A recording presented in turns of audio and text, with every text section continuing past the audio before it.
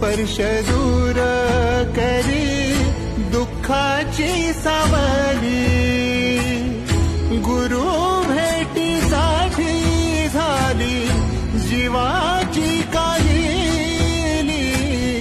भक्त तुझा गुरुदेवा